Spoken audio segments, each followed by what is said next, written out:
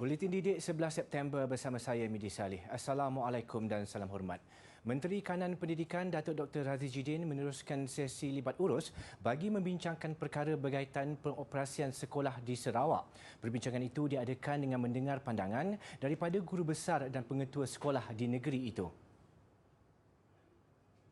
Datuk Dr. Razi tiba di Kuching pada jam 11 pagi diiringi Ketua Setiausaha Datuk Yusran Shah Muhammad Yusof dan Ketua Pengarah Datin Sri Nur Zamani Abdul Hamid.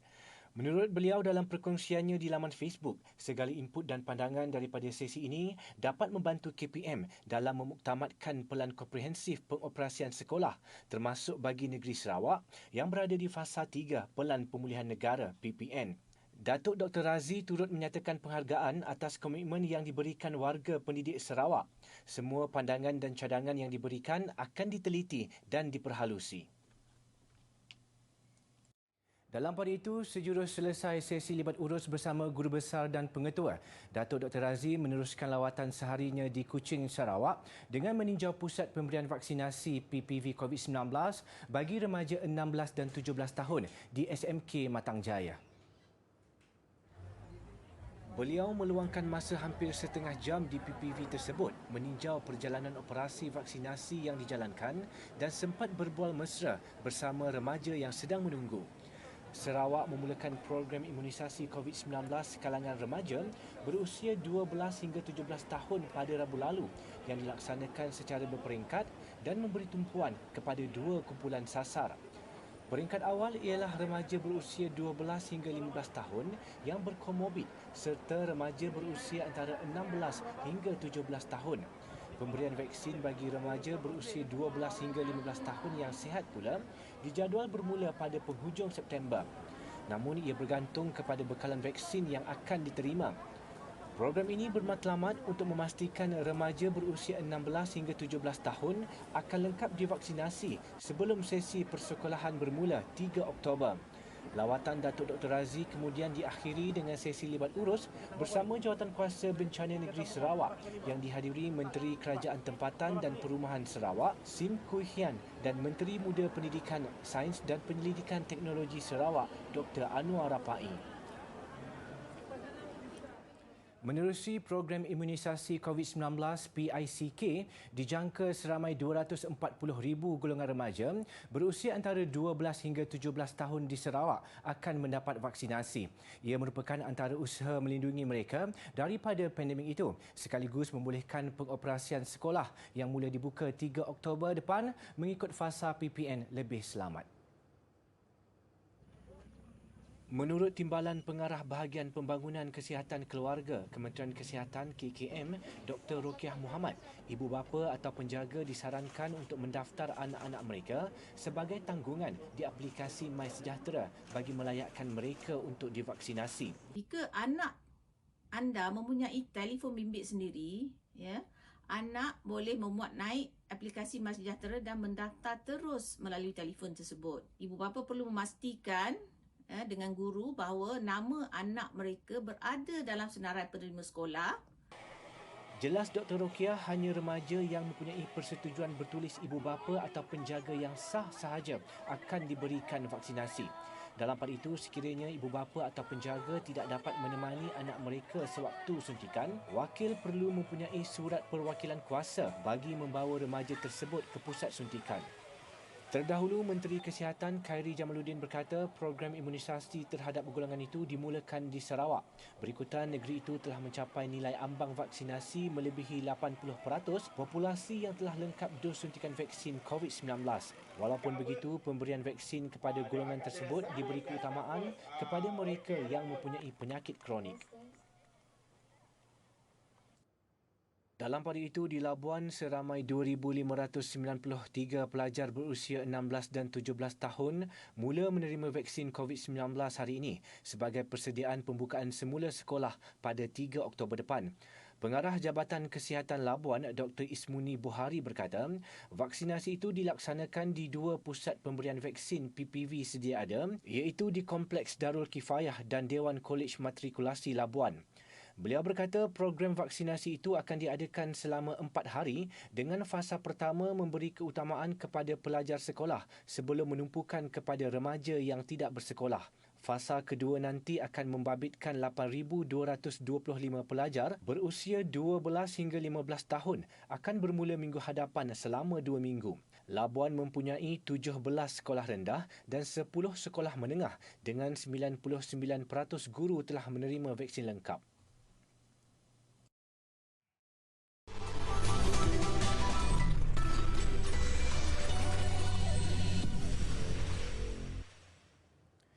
Bertemu kembali.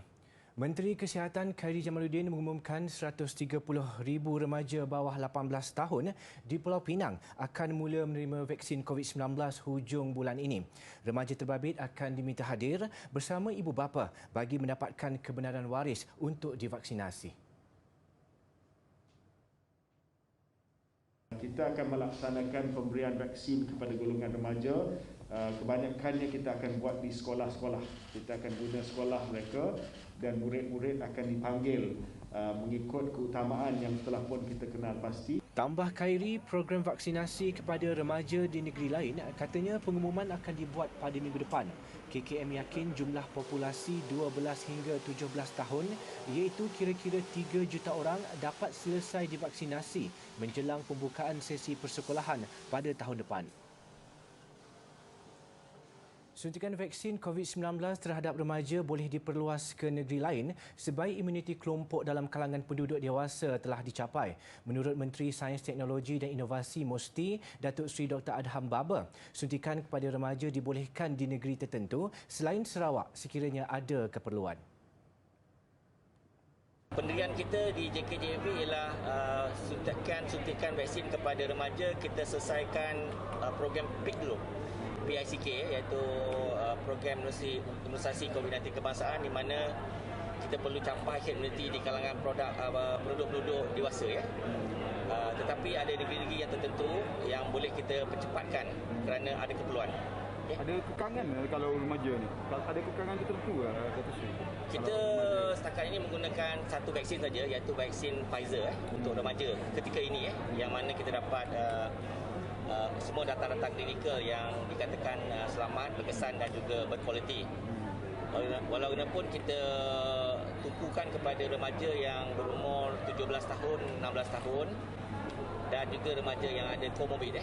Ditanya mengenai suntikan dos ketiga vaksin penggalak, Datuk Seri Dr. Adham berkata beliau bersama-sama Menteri Kesihatan Khairy Jamaluddin yang bertindak sebagai pengerusi bersama JKJAV akan membuat keputusan mengenai perkara itu.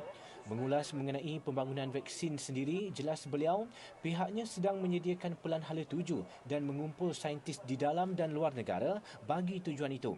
Beliau berkata demikian sempena lawatan kerja ke Universiti Malaysia Kelantan UMK kampus Kota Bekalan Cepa yang turut diiringi timbalannya Datuk Ahmad Amzad Hashim. Pelajar berusia 11 tahun Mariam Muzamir merangkul anugerah antarabangsa di International Invention Innovation Competition ICANN 2021 di Toronto, Kanada. Pelajar Sekolah Kebangsaan Metodis Perempuan Kuantan Pahang itu berjaya mencuri perhatian juri hasil inovasi makanan ternakan yang diberi nama YUM 2.0. Lebih menarik, Mariam merupakan pemenang termuda memenangi pertandingan itu. Kunjungan Mariam ke restoran makanan laut telah memberinya idea untuk merumuskan bentuk makanan ternakan baharu yang dihasilkan daripada kulit udang dan siput. Ia antara usaha menyelesaikan masalah pelipusan sisa sampah makanan yang terbuang hampir 15,000 tan di seluruh negara setiap hari. Hasil ciptaan Mariam itu membolehkan dia memenangi 3 pingat emas di anugerah berprestij berkenaan. Ia termasuk pingat emas anugerah khas Kanada dan anugerah pencipta muda terbaik ICANN 2021. Mariam mengalahkan lebih 600 peserta dari lebih 70 negara.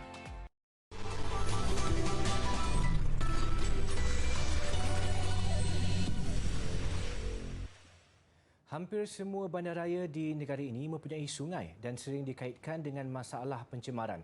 Bagaimanapun, Sungai Kuantan yang mengalir di tengah ibu negeri Pahang agak unik. Ini kerana kualiti air masih terpelihara sehingga kekal menjadi lubuk sepit biru atau udang galah. Meskipun mengalir di tengah bandaraya yang pesat membangun, Sungai Kuantan kekal menjadi habitat pelbagai spesies hidupan air termasuk udang galah. Justru tidak hairan ketika air pasang, sungai ini menjadi tumpuan kaki pancing.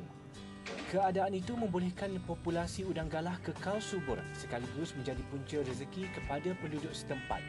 Bagi nelayan pantai, Syamsuddin Ishak dari Kampung Anak Air Kuantan, kaedah tradisi merawai sepit biru menjadi pilihannya. Dia berpengalaman dalam merawai sejak berusia 20 tahun, sekitar tahun 70-an, dan lubuk udang galah jelasnya masih kekal sehingga kini. Rawai dengan umpan isi kelapa dibiarkan kira-kira sejam sebelum dia meraih hasilnya. Sebenarnya merawai ni dah tak ada orang sekarang ni. Mana generasi sekarang ni dah tak ada merawai lagi dah. Kenapa beza merawai dengan guna jala, guna bubu, apa beza dia? Beza dia jauh, dia 200% lebih mudah udak tangkap udang. 200% kan. Mana senanglah pada jala ke, ngai ke. Setiap bulan, Syamsuddin melakukan 10 kali aktiviti sara diri itu dan mampu mengutip hasil antara 10 dan 15 kilogram setiap kali merawai. Harga pasaran sepit biru berbeza mengikut saiz dengan harga pasaran antara RM60 dan RM100 sekilogram. Begitupun pembangunan pesat perlu sentiasa mengambil kira keseimbangan dan kelestarian alam sekitar bagi memastikan sumber istimewa tidak pupus akibat risiko pencemaran. Permainan mudah alih Battle Royale PUBG Mobile menguasai carta pendapatan permainan mudah alih dunia pada Ogos 2021, iaitu memperoleh pendapatan $270 juta atau bersamaan 1.12 bilion ringgit. Ini adalah bulan kedua berturut-turut PUBG Mobile berada di puncak carta selepas menjana $299 juta atau 1.24 bilion ringgit pada Julai lalu. Perbelanjaan pemain dalam industri permainan mudah alih meningkat 8.6% tahun ke tahun pada bulan Ogos 2021. Ia selepas catatan perolehan sebanyak $7.7 bilion atau 31.9 bilion ringgit daripada App Store dan Google Play Store. Laporan terbaru laman web penganalisis data Sensor Tower itu juga menyaksikan satu lagi permainan Battle Royale popular Free Fire oleh Garena muncul permainan mudah alih terlaris di Google Play Store. Kejayaan bulan Ogos ini telah melonjakkan Free Fire ke tempat ke-6 dalam senarai keseluruhan. Amerika Syarikat menyumbang 28% daripada keseluruhan pendapatan dengan kira-kira $2.1 bilion. Jepun pula menduduki tempat kedua dengan pendapatan 20.8%, diikuti China 17.5%.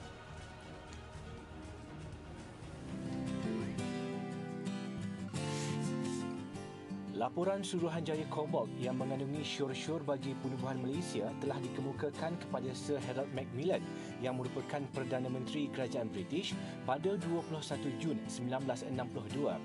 Suruhanjaya Cobalt telah ditugaskan untuk meninjau pendapat rakyat di negeri-negeri Borneo iaitu Sabah dan Sarawak tentang penyertaan negeri-negeri tersebut ke dalam Persekutuan Malaysia. Laporan setebal 175 muka surat tersebut turut menyenaraikan perbezaan pendapat antara wakil-wakil kerajaan British dan kerajaan Persekutuan Tanah Melayu. Ia termasuk perkara-perkara bersifat umum iaitu agama rasmi, bahasa kebangsaan dan bahasa rasmi yang seterusnya dibincangkan oleh sebuah jawatan kuasa khas yang dipengerusikan oleh Allahyarham Tunku Abdul Rahman Putra Al-Haj.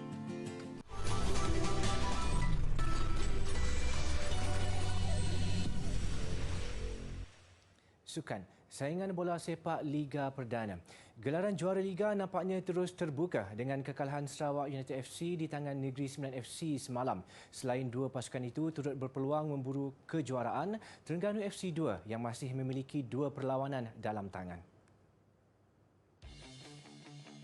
Berbaki 1 perlawanan, kemenangan ke atas Sarawak United FC di Stadium Bola Sepak Kuala Lumpur Ceras semalam menyaksikan Negeri Sembilan merampas kedudukan tangga teratas dengan kelebihan 1 mata. Manakala Terengganu FC 2 melonjak ke tangga ketiga selepas menudukkan Selangor FC 2. Seperti diduga, aksi Sarawak United FC menentang Negeri Sembilan FC berlangsung rancak tanpa jaringan pada babak pertama. Negeri Sembilan berpeluang membuka jaringan selepas dihadiahkan sepakan penalti susulan kekasaran dilakukan penjaga gol Sarawak Syarbini Alawi. Syarbini dilayangkan kad merah namun Francis Kon gagal menyempurnakan sepakan. Ketika perlawanan bagaikan berkesudahan tanpa jaringan, Kon menebus kesilapannya apabila menanduk masuk gol kemenangan Negeri Sembilan pada minit-minit akhir permainan. Begitupun tindakan Kon membuka baju meraikan jaringan mengundang padah apabila dia diarah keluar padang. Sementara itu, aksi tegang perlawanan Sarawak United FC menentang Negeri Sembilan FC berlarutan sejurus selepas pengadil meniupkan whistle penamat. Kemuncak kepada situasi tegang ini terjadi apabila pemain Sarawak United mendakwa ada kekasaran berlaku ketika Francis Kon menjadikan gol tunggal kemenangan Negeri Sembilan pada masa kecederaan. Pemain Sarawak United dilihat meluru ke arah pengadil Muhammad Kamil Zakaria Ismail sebaik sahaja dia menamatkan permainan. Beberapa pegawai pasukan turut terbabit dalam insiden itu. Insiden penalti itu mungkin sudah bermula dia punya keadaan situasi yang tegang. So lepas tu berlanjutan sehingga kita menjaringkan gol dan juga selepas kita dapat kad merah. So saya rasa selepas insiden penalti itu turning point dalam perlawanan ini permainan bertambah tegang. Pihak pengurusan Sarawak United dilaporkan akan membuat aduan rasmi kepada FAM dan MFL susulan insiden berkenaan. Kita accept lah dua-dua tim pun tengah cuba menang. Yes, tapi you kena penalti, lepas tu you macam yang sepatutnya foul you lepas. Right. Apa daripada tindakan? Maksimum kena suspend ya, tapi result kita tak boleh tukar. Right. So this is important lah. Untuk saya important bila game-game macam ni kena ada pengalaman. Dan only you tahu macam mana nak organize game tu.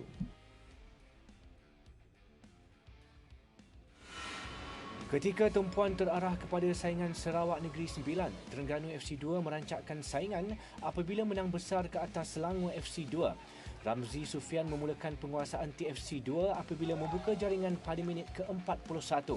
4 minit sebelum rehat, TFC 2 mengukuhkan kedudukan menerusi jaringan Engku Nur Syakir.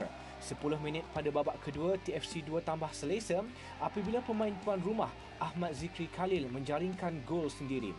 Meskipun berjaya merapatkan kedudukan menerusi jaringan Shivan Pillay pada minit ke-71, Selangor FC 2 terpaksa akur dengan kehebatan TFC 2 yang menghasilkan jaringan keempat menerusi Jordan Mintah pada minit-minit akhir perlawanan.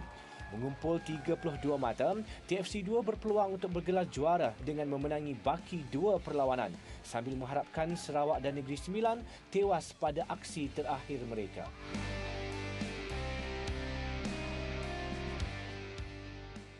Visual drone merentasi pergunungan di Norway mengakhiri buletin didik malam ini. Saya Midi Saleh, salam hormat dan Assalamualaikum. InsyaAllah kita jumpa lagi.